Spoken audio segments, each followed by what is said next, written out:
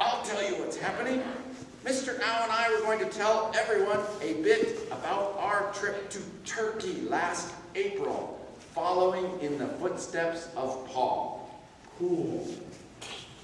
Which makes perfect sense since today's Sunday school kids are focusing on Paul all month.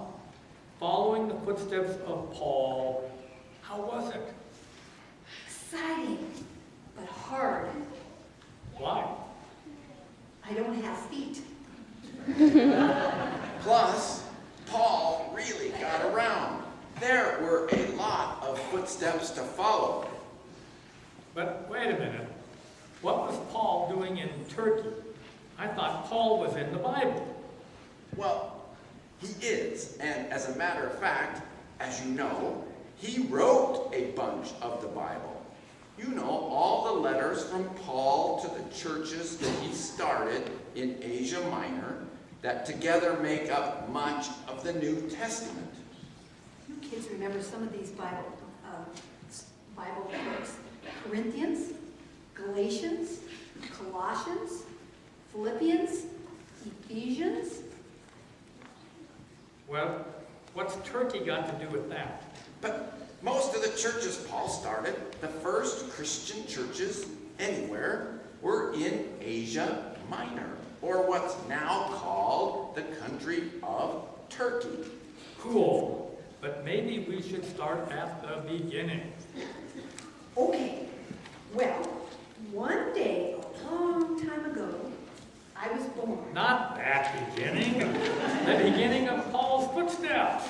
Right, well, you remember, kids, last week you heard about Saul on the road to Damascus and how the risen Jesus came to Saul and transformed his life, turning Saul around from not understanding Christians to becoming one of the leaders of the new church. Right.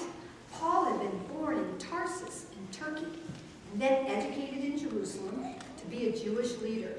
But then he met the risen Jesus, and the rest is history.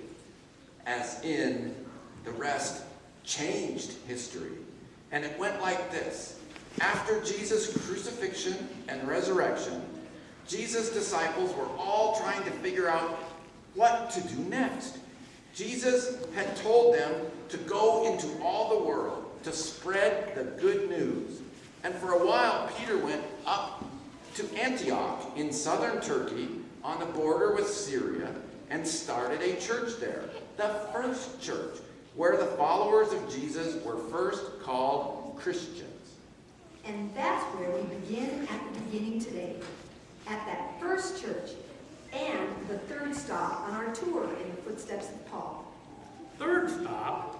Where were the first two stops? Well, first we went to Tarsus to see Paul's birthplace. What about the second? It was a rest stop. It's a long drive from Tarsus to Antioch. Drive? I thought you were walking in the footsteps of Paul. Well, we were when we got out of the bus. Turkey is a huge country. Paul walked it and was on a boat some traveling 13,000 miles in his lifetime. Amazing. I'll bet he got a lot of sand in his sandals. Sand? You know, sand from traipsing across the deserts like Lawrence of Arabia. Well, actually, Turkey looks a lot like Montana, with mountains and snow and dirt. It's amazing to think about, actually. Paul spent a lot of time on paths and mountain passes. Anyway, here we are at Antioch, the first church, which met in a cave for safety. And we were there. And we have pictures. Here's Mr. Al inside the first church. Okay.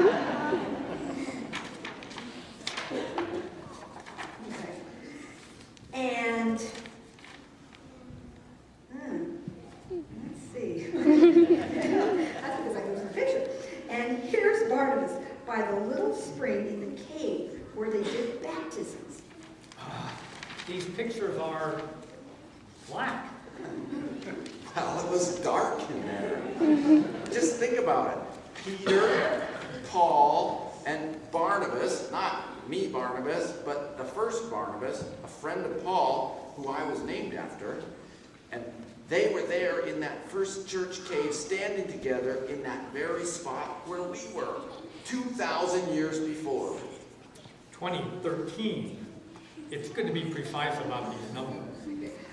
It was amazing and inspiring.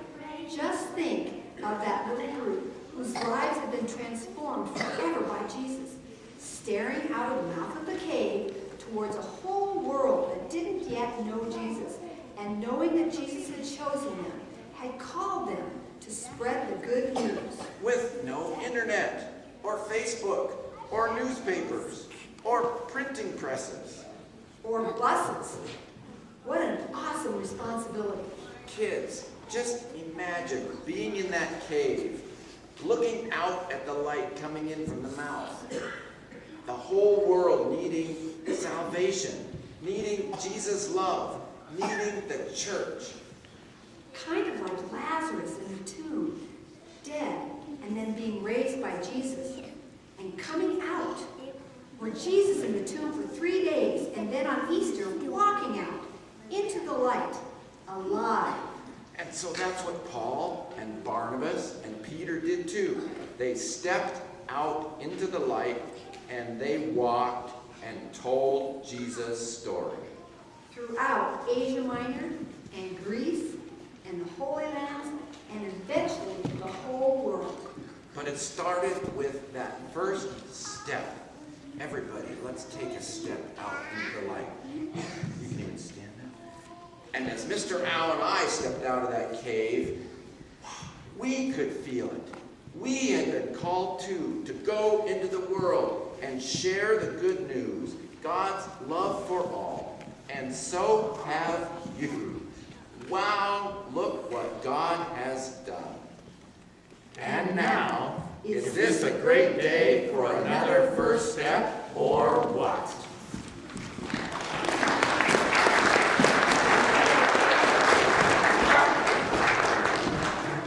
The sun out to warm my life up, to make my love grow. Every day you bring the stars out to light my night up, to make my darkness go away. You bring the sun out to warm my life up, to make my love grow. Every day you bring the stars out to light my night up, to make darkness go away. I reach to you, you reach to me. No matter where I go, I know you'll always be. Never too far, far from my heart. I'll always have you here, I'll always have you near. You bring the sun out